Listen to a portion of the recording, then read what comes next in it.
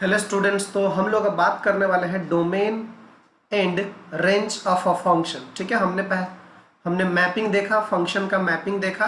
ठीक है, अब हम लोग बात करने वाले हैं domain and range of the function. This will be part 3। ठीक है, ये रिलेशन फंक्शन चैप्टर का पार्ट 3 है।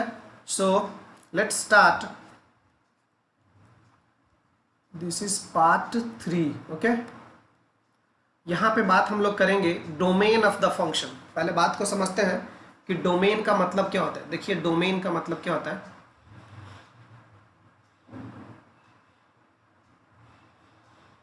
Domain of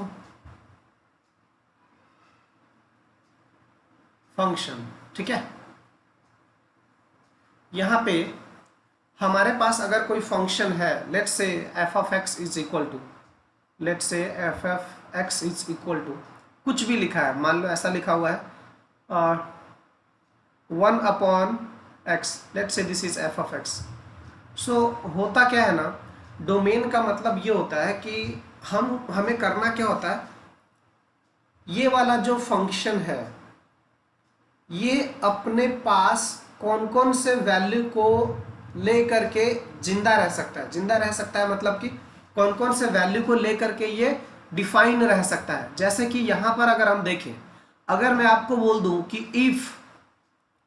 if x is equal to 0, तो जिस दिन ये वाला value x is equal to 0 लेगा इस फंक्शन के अंदर, आप जैसे ही इसको 0 दोगे तो ये आपको जो है ये नॉट डिफाइंड हो जाएगा। क्या हो जाएगा? ये नॉट डिफाइंड। इसका मतलब ये हुआ कि जैसे ही 0 दिए आपको, ये फंक्शन क्या हो गया, ये फंक्शन जो है फड़फड़ा गया। फड़फड़ा गया मतलब क्या हो गया, ये फंक्शन जो है डिफाइंड नहीं रह पा गया, नॉट डिफाइंड हो गया।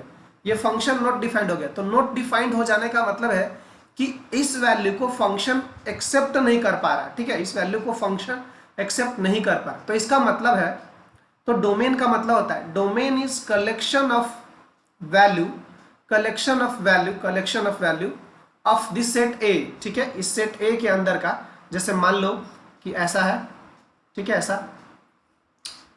तो ये एक सेट बी है। सो दिस इज फंक्शन है ना, function A to B, function ऐसा ए टू बी है।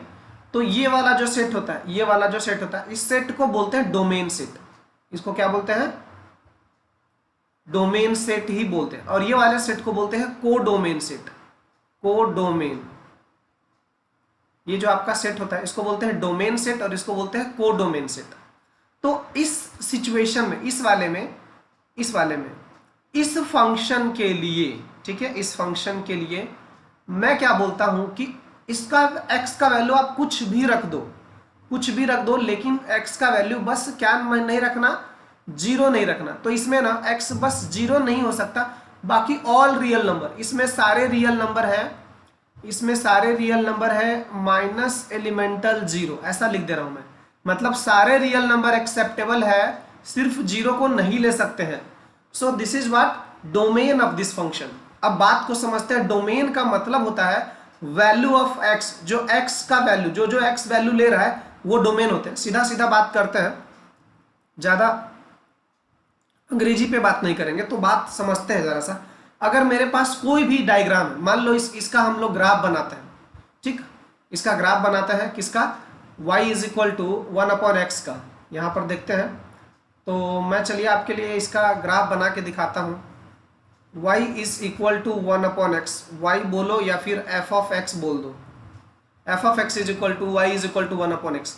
तो बात आप समझना, मैं क्या करता हूँ, एक टेबल बना लेता हूँ यहाँ पे। ठीक है, आपके लिए एक टेबल बना लेता हूँ। Let's say this is x और ये y है। तो आप क्या करोगे, x का वैल्यू 1 रखोगे तो ये 1 आ जाएगा। x का वैल्यू जब 2 रखोगे तो ये 1/2 हो जाएगा। ठीक है, x का वैल्यू 4 रखोगे तो ये कितना हो जाएगा, 1/4 हो जाएगा। ऐसा ना, ऐसा। x का वैल्यू जब 0 रखोगे तो आपको क्या हो जाएगा, ये नॉट डिफाइंड हो जाएगा। x का वैल्यू -1 रखोगे तो y -1 हो जाएगा। तो इस तरह से इसका जो ग्राफ है ना, इसका जो ग्राफ है, मैं आपको इसका ग्राफ बना के दिखाता हूँ। ठीक है, एग्जैक्टली क्या होता है, डोमेन क्या होता है, वो यहाँ से बहुत ही बिल्कुल बहुत क्लियर समझ में आ जाएगा अपने को कि डोमेन होता क्या है वाकई में।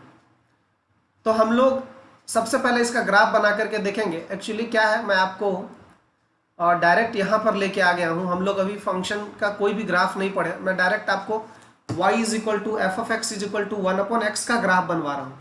तो जैसे बचपन में ग्राफ बनाते थे ना, वैसा ही ग्राफ बना रहे हैं हम लोग, ठीक है। Let's say this is x और let's say this is y, ठीक है बेटा।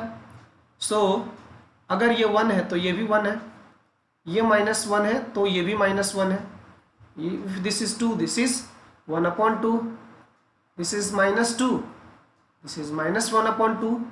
सो इस तरीके से बनेगा। तो हम क्या करते हैं, यहाँ पे ग्राफ बना लेते हैं। अब आप देखो, ये x एक्सिस और y एक्सिस बना लिया है। अब इसका ग्राफ बनाने का कोशिश करते हैं। तो इसका ग्राफ बेटा कैसा है, जैसे जैसे x का वैल्यू बढ़ाते जाएंगे, जैसे जैसे x का वैल्यू बढ़ाते जाएंगे y छोटा होते जाएगा, ठीक है ना। जैसे जैसे x का वैल्यू छोटा करते जाएंगे y बहुत बड़ा हो जाएगा, ठीक है। y बहुत बड़ा हो जाएगा, बहुत बड़ा हो जाएगा, ठीक। जैसे जैसे मेरा फंक्शन जो है बेटा क्या लिखा है, y is equal to 1/x। तो मैं 0 तो नहीं रख सकता, ठीक है। ये जब 1 रखूंगा तो ये y भी 1 हो जाएगा, तो ये वाला पॉइंट आ जाएगा। जब x इज इक्वल टू 2 यहाँ पे आ जाऊंगा तो ये हो जाएगा 1/2, तो यहाँ पे आ जाएगा। जब x इज इक्वल टू 4 रखूंगा, ये 3 हो गया और ये 4 हो गया, 3 रखूंगा तो 1/3, 4 रखूंगा तो ऐसे। तो इसका ग्राफ जो है ना कुछ इस तरीके से बनेगा, ठीक है। इन सारे पॉइंट को ऐसे जोड़ते हुए ऐसे बन जाएगा इसका ग्राफ, ठीक है। ये ग्राफ बनेगा इसका, ठीक। ऐसा ऐसा एक ही ग्राफ बनाना था, एक एक एक बना देता हूँ फटाक से, ठीक है ना। देखो ये जो ग्राफ है ये कैसा वाकई में जो है ऐसा दिखेगा, ठीक। ये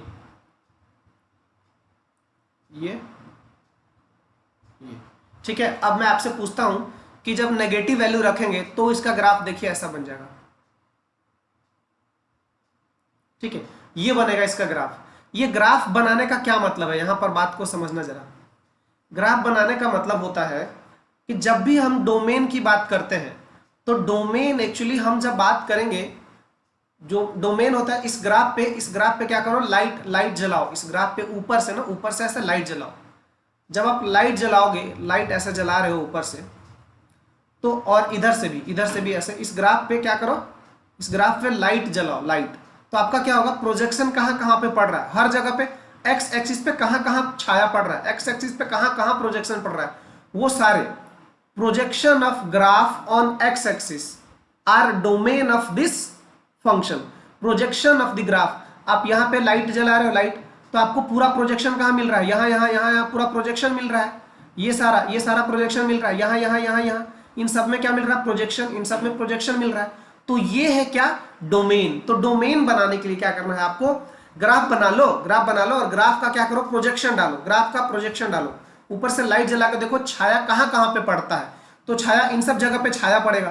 तो ये सभी लोग क्या है, ये सभी लोग डोमेन है, ठीक है। डोमेन कौन नहीं, यहाँ पे आप देखोगे तो कितना भी टॉर्च जला लो आपको यहाँ पे जो है छाया नहीं मिलेगा इस पॉइंट पे, क्योंकि ये क्या है, x इज इक्वल टू 0 और ये डोमेन का हिस्सा नहीं है। तो डोमेन ऑफ दिस फंक्शन, ठीक है, domain of this function is equal to r। All real number domain है, बस कौन नहीं है, 0 को माइनस करा दो बेटा, एलिमेंटल 0 माइनस किया, ठीक है।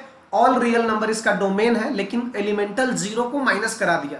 तो ये होता है डोमेन का मतलब। डोमेन का मतलब होता है collection of all the values which will satisfy the equation, ठीक है, रियल वैल्यू, ठीक है, रियल वैल्यू वो सारे के सारे रहने चाहिए, ठीक है। तो ये होता है डोमेन का मतलब, ठीक है। डोमेन का मतलब होता है कलेक्शन, ठीक है ना।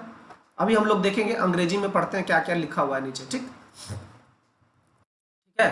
तो चलिए नीचे देखते हैं ये कि क्या क्या लिख रखा है, क्या क्या लिख रखा है। यहाँ पे देखिए, यहाँ पे बोलता है x is called domain of f and y is called को डोमेन ऑफ f। ये तो अभी मैंने आपको बताया कि अगर कोई फंक्शन x से y में मैपिंग हो रहा है, फंक्शन की मैपिंग बेटा अगर ऐसे है, let's say this is x and let's say this is y, so this is capital X and this is capital Y। तो फंक्शन की मैपिंग अगर ऐसे हो रही है, फंक्शन की मैपिंग अगर ऐसे हो रही है, तो ये वाला जो सेट है, ये वाला जो सेट है, इस सेट का नाम क्या है, x, और ये वाला सेट है y।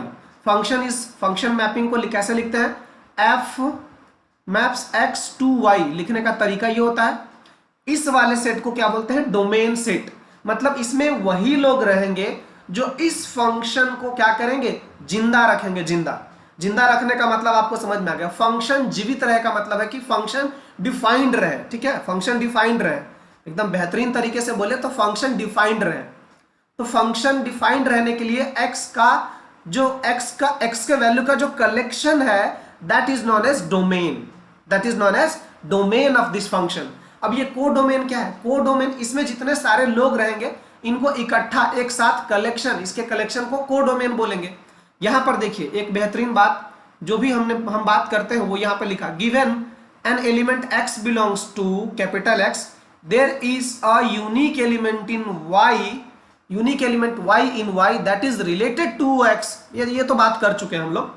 बोल रहा है कि x के अंदर एक x होना चाहिए और इस y के अंदर एक y होना चाहिए जो कि एक यूनिक हो, ठीक है ना? y which is related to the unique element y to which f relates x is denoted by fx, okay, and is called f of x। इसको बोलने का तरीका क्या होता है? f of x, इसको f of x बोलते हैं, ठीक है।